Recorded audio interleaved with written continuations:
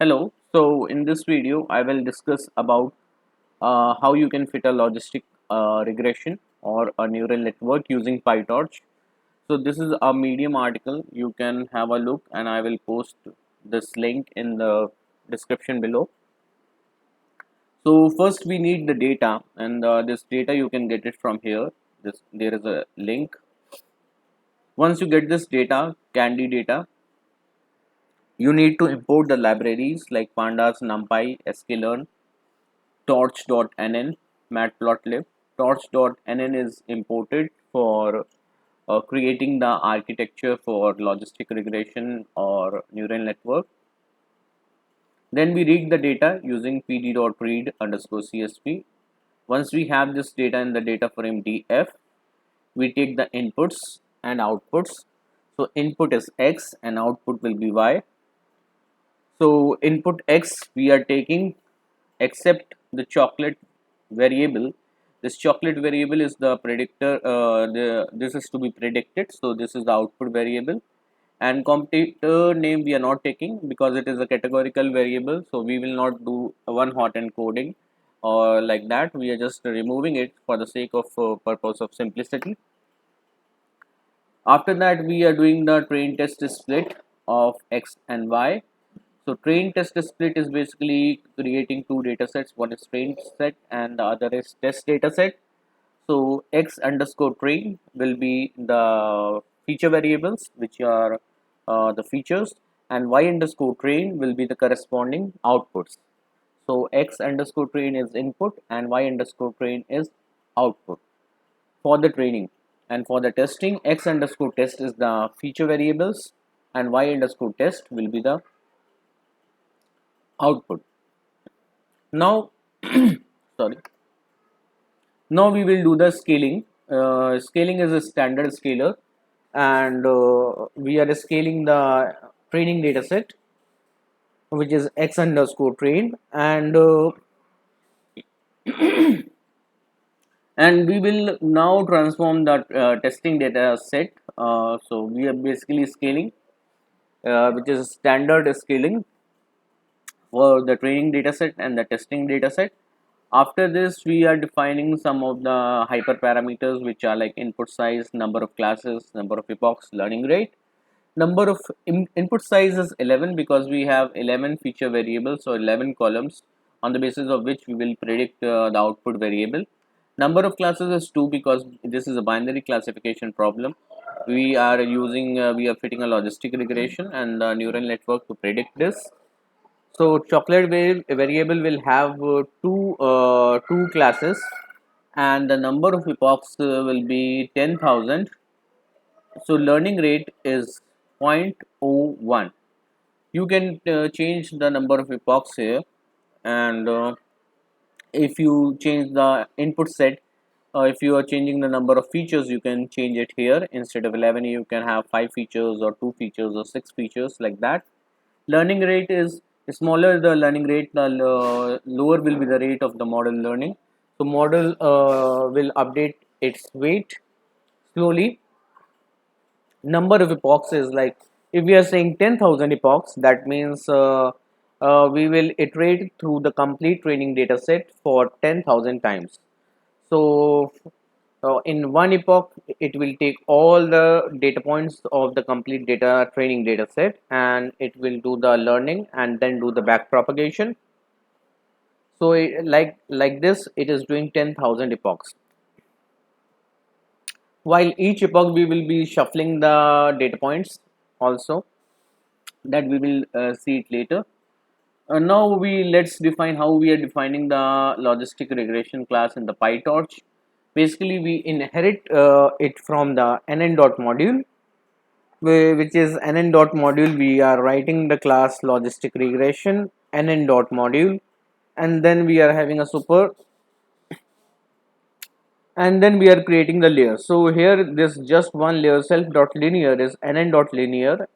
Input size is 11 because we are going from 11 features, and we, on the basis of 11 features, we have to come to two variables, two output values. So that is number of classes. So we are just, this is a basic logistic regression. we just to have just one layer. In the case of more, if we add more layers, it will become a kind of neural network. Basically, we are creating a stack of so basically we are creating the stack of these layers, and then we are defining the forward function. Here what we are doing is we are input is x, and on top of that we are doing the um linear kind of transformation on the input variable. So we have like 11 features. So 11 features, and then self dot linear will output only two variables. So that will be the output of the logistic regression class. So basically it will output two values for each of the sample in the data. So for one row of test data set, it will output two values. Will be the probability for one class, and other will be the probability of other class, because we have only two classes here. Now we instantiate this model using logistic regression, and we put the input size and the number of class which is written here in the self input size number of classes. Once we instantiate this model, we have to define what should be the loss function and the optimizer. So loss function, since we are doing a logistic regression, we will be doing cross entropy loss, and the optimizer is stochastic gradient descent, where we are feeding the model parameters and the learning rate. So optimizer comes in inbuilt in torch.optim.sgt, and the loss function is nn dot cross entropy loss. Once we have defined this, only thing now left is to how we will train this train the model, and how we will feed the data. So we have the data x underscore train and y underscore train, and this x underscore train and y underscore train we are converting from numpy to torch variable. After these x is the input and y is the output, we are doing the gradients as 0, so that there is no gradient values. After that we predict it using the model, and then we do the backward propagation once we get the predicted values. So loss function is calculated by the predicted value from the model and the actual value, which is the y. Once we get the loss, we back propagate using the loss dot backward, and we then step forward using optim dot step. This is all the training code, and then we return the loss value, which can be returned using loss dot item. Similar thing we do it for the validation. Only thing is here we are calculating the validation accuracy as well.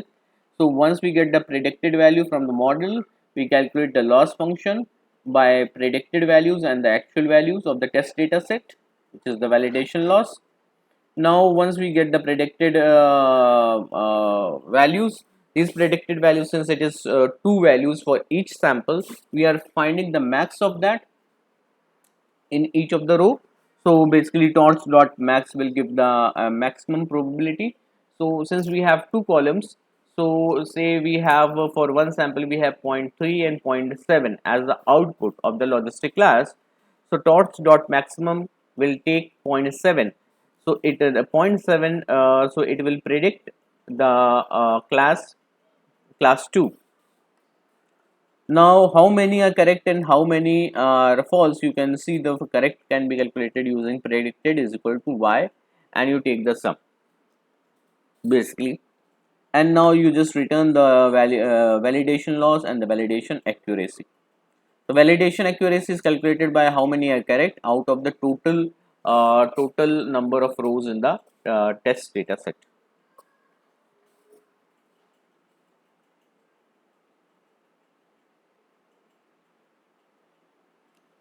Now we do the training, actual training. We have the list of training loss, validation loss, accuracy of the validation data. What we do is we are iterating through each of the epochs.